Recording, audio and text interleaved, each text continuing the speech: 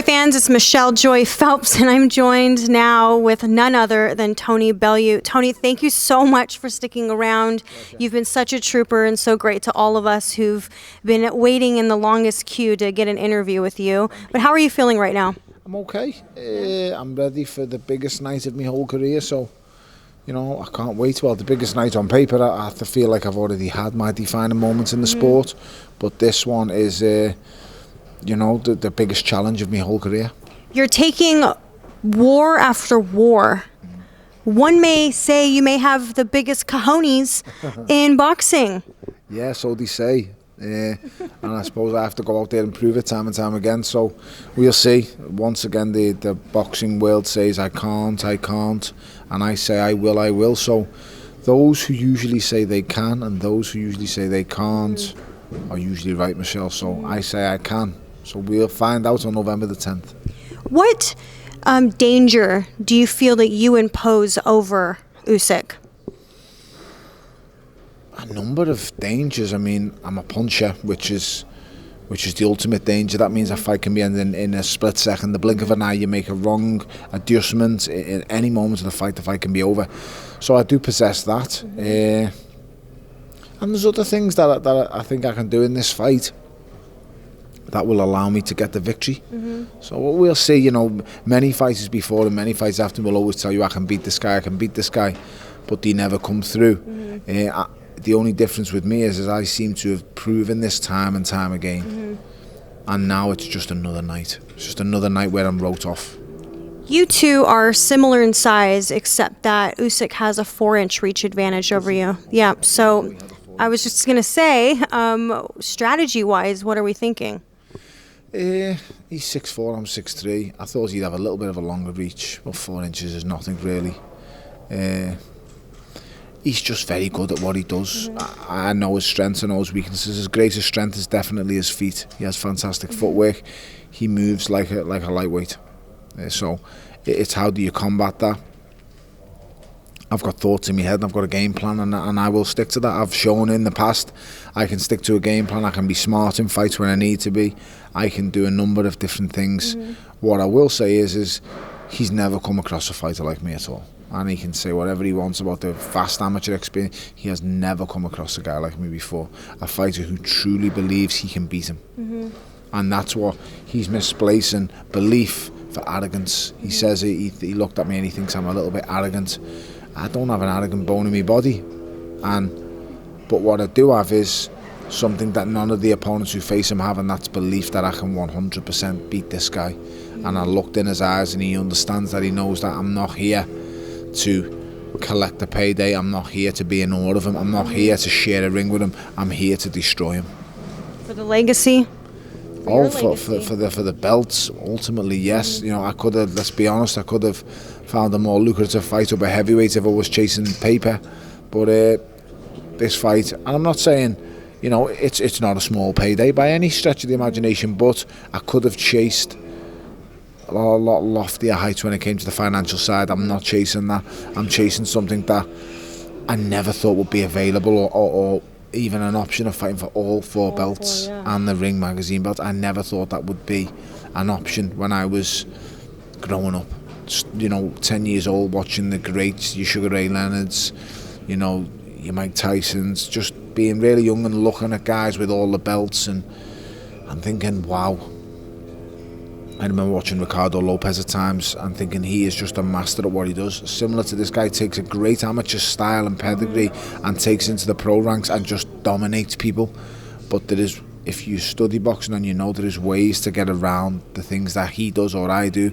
And like I said, for everybody has faults, everybody can see weaknesses, but it takes a certain style of fight to be able to expose them weaknesses and take advantage of them. I believe I can, but like I'm sure that Murat Gassiev thought he could. I was going to ask you about that. Like, how do you feel that you can, I guess, expose the weaknesses of Usyk the way that Gassiev wasn't able to? Well, the first thing is that Gassiev's a flat-footed puncher and a slow-footed fighter. He telegraphed everything. He was very slow on the feet. And let's just be totally honest, he gave up after 3 rounds. He stopped trying, he stopped wanting to know. And I think he's a really good fighter. Murat Gassiev, I don't take nothing away, and I think he's got a fantastic coach in Abel Sanchez. But I just think Sanchez done him a disservice that night, because he just allowed him to continue to do the same thing over and over again. Just put his hands up like the earmuffs on his ears and just keep walking into punches and not do anything about it. No angles, no two-phase attacks, no tapping to open doors up. There was just nothing there. And although I've seen Abel Sanchez say that that's what, I'm going to learn, that Alexander Usyk is a special kind of fighter. I already know he's a special fighter, but his little dig at me and saying all I've ever done is beaten old David Hay. Well, we'll see. We'll soon find out, Abel. I take nothing away. I think you're a fantastic coach and amazing trainer, but you done your man a disservice that night by not. If I was his coach that night, I wouldn't have even allowed him to sit on the stool, because he didn't deserve the break in the minute, because he done nothing for the 3 minutes, and he probably worked harder to sit down on the stool in the minute's rest than he did in the 3 minutes of the round. It was ridiculous, it really was, and that it's a shame to see such a really good fighter just give up. And this is what happens when you face the guy with quality of Alexander Usyk. People give up. And that is the one thing that I will never do. I told him on that stage, you'll have to nail me to the floor before I give up. I will continue to try, I will continue to prod, I will continue to do what I do until I get him. And I'm going to get him against all the odds. Tony, do you feel that there's pressures for you to have to stop him in order to win? Because I think the assumption is that he's just going to try to outbox you. Of course. I think he's going to want to try and stop me as well, now that I've told him that he's not the biggest puncher, so... We'll see. He didn't like that comment too much, but we'll see. He didn't like your comment either about calling him a superstar. He may have misunderstood by saying like that you were maybe calling him a diva. No, not a diva at all. He didn't like the comment saying, "Oh, I'm a superstar." He's a bit of a lunatic, but he's definitely not a diva. That's the wrong phrase to use. But I would definitely say superstar. Yeah, he knows what he is. He's an Olympic gold medalist. He comes with all the belts. He carries himself like a superstar, and so he should. He is a superstar. No, nothing wrong in saying what he is. I've called many fighters. It's the language barrier, I think. Possibly, I told David Hay he's a superstar. He is. The only difference is he's got superstar looks. Alexander doesn't have them, so I have a little bit more to lose than him in this fight on that front. So we'll see. He's an amazing fighter. He's very, very good at what he does. But a flasher Harry can only be a flash Harry if you allow him to be one. And I'm sorry to say, I'm not the kind of man who will let someone just be a flash Harry in front of me. Yeah, I don't think any of us expect that. Let's talk about the weight. Yeah. You were at heavyweight for the last 2 fights, and then now you're back down to cruiserweight. To anyone else, that may impose an issue, a problem. Yeah. For you, is it not? Depends how you think a problem. I've lost 20 pounds so far. I've got 14 to go. So usually fighters don't tell you them kind of figures and numbers, but I'll just be honest and straight how it is. 20 pound done, 14 to go.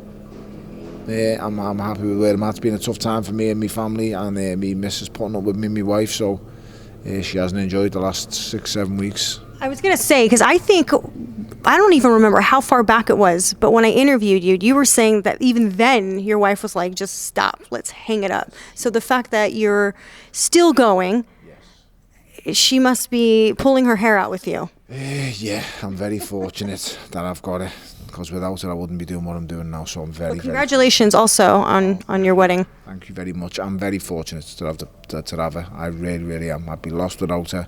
And I'm very fortunate to have the lifestyle and the life that I've created for myself and children and wife.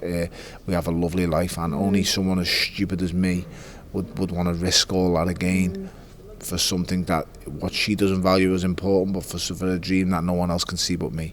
It would be a dream to hold all them 4 belts and that Ring Magazine belt, and it's a dream that's going to come true on November the 10th. And after that, I am supposed to just ride off into the sunset and forget about boxing and the world. But Adam Smith said he wants to hire you. Yeah. So I mean, he wants to bring you on the regular payroll. Yeah, he always does. But I'm not a big fan of the fame game. So Oh, come on.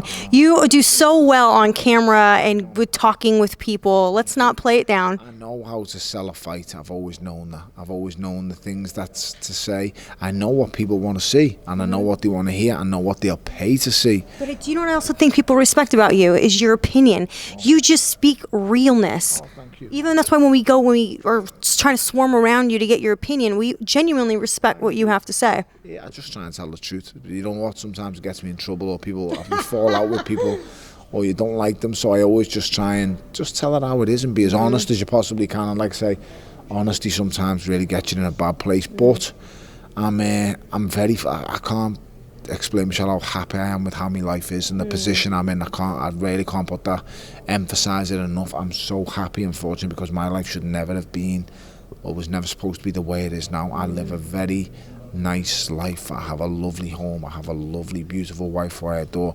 I have 3 lovely kids.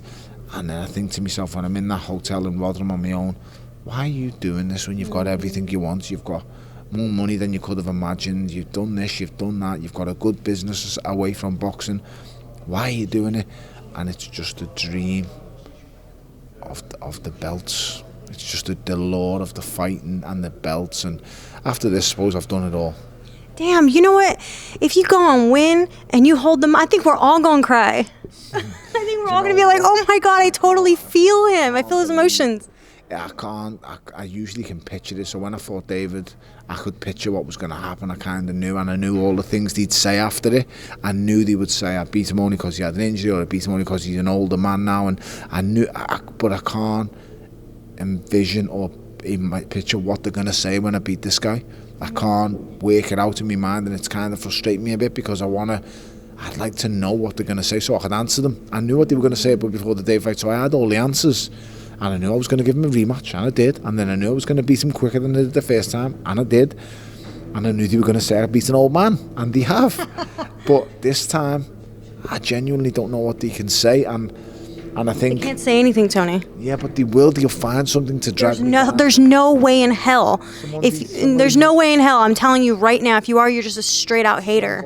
Somebody said to me that they will say that, oh, he wasn't as good as we thought he was. Oh, that's what somebody said. They'll say he's not that good after all. He's a hype job. This boy is the real deal. He's unbelievable. He's quality. He's won all 4 belts in record time in the history of the sport. Nobody's won all 4 belts in under 15 fights. He's an Olympic gold medalist. He's a European champion. He's a world amateur champion. He's the bee's knees. But I'm just going to find a way on the night. And when I do it, he's then going to go to... He's going to win a version of the heavyweight championship of the world. He is going to win a version of the world title. I don't think he'll beat AJ, but he will win a version. I'll tell you something. He will beat most of the others. He is that good. It's just that fighters don't do the things I do anymore. I study the older fighters, the greats. And when I say greats, there ain't greats in this era. I study the greats, the Holyfields, the real legends, the Tonys when he was giving it good. Like I said before, the Ricardo Lopez's, the Julio Cesar Chavez's. I study them all. You know, even going further back, your Archie Moores, your Joe Lewis, you watch your Muhammad Ali, the things that they can do. You Ted Kid Lewis, even before them. There's so many different things you can watch. Sugar Ray Robinson, watching what he does and watching how he performs and how he prepares is just an amazing thing to watch. Just watch what he does in fights. Watch how his feet move and the way he tricks fights with what he does. There are so many great fighters out there for the younger guys to watch from the older generation. And I can't do what they can do. I could never dream it, but I try and practice what they do. And then in some fights, I will try and do my version of what they're doing, and they work. So I'm just going to try it again on November the 10th. I'm going to try again on November the 10th, and fingers crossed that I get the victory and it goes okay. But make no mistake, this is a fight that I'm heavily underdog in. I could lose. I'm not stupid. I could lose this fight. This guy could outpoint me. He could beat me up. That can happen. But one thing I can say that won't happen is I will not give in. I will not get to the stage, in any stage of this fight, and just go, I've had enough. Yeah. I'm just going to tuck up and take me out. I can't do that. So you can get my word now. I will never give up. I told them on the stage, I will never ever give up. I can't, and that's why it's dangerous. I shouldn't carry on. I shouldn't keep fighting, but I see a dream that nobody else can, so fingers crossed. Well, thank you so much for your time. You sat here longer than you needed to, so I appreciate you very much. Final words. Tune in November the 10th. Thank you for all your support, and thank you to all the detractors who tell me that I can't, because I can. So I'll give it everything I've got on November the 10th, and fingers crossed I'm crowned the undisputed unified cruiserweight champion of the world. Thanks very much, guys. Keep tuning in. All right, thanks. Bye, Fight fans. Thank you. Appreciate you very much. Hey Fight fans, it's Michelle Joy Phelps. If you haven't already subscribed to our YouTube channel, make sure you do so by clicking this icon right here, or else